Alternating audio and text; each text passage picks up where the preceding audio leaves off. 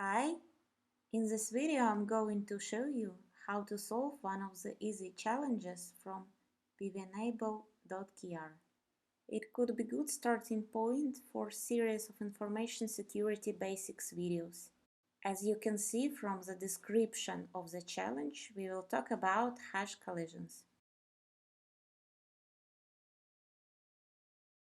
First, we need to connect SSH.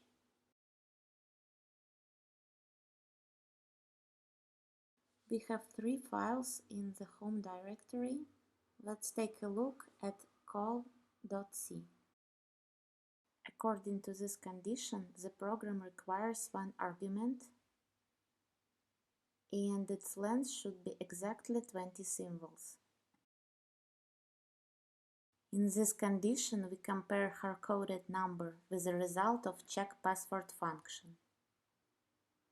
To solve this challenge, we need to trick check password function to return exactly that hard-coded value. We can send any 20 bytes length string to that function. Let's take a look inside check password. Both p and ip are pointers to 20 bytes length string we pass via argument. But ip is an integer pointer.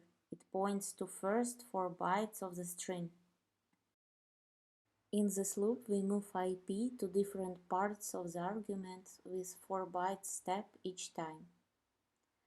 On this picture, you can see where p and ip points in memory during iterations. And then we add each integer to res variable. Okay, we need to make 5 integer values, which sum should be equal to hash code. I'm going to use Python to manipulate numbers.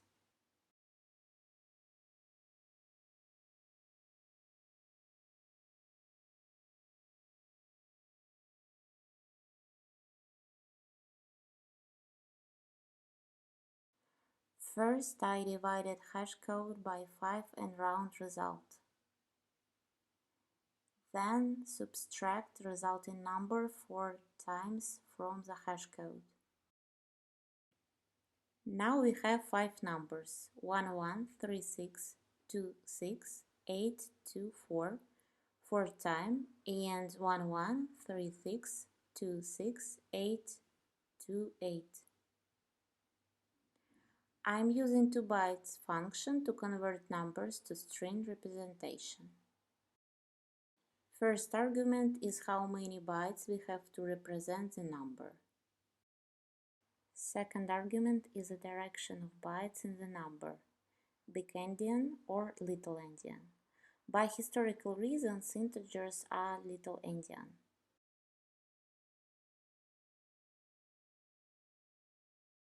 I use $apostrophe to allow bash interpret escape sequences. And just copy the number 4 times. And second number once. On this picture you can see how bytes take the place in the argument string. So this was a solution, but let's talk a bit about what was this challenge about. Check password is a hash function. In general, hash function is simply a function that takes an input value and from that input creates a deterministic output value. You can be already familiar with such hash functions as MD5 and SHA.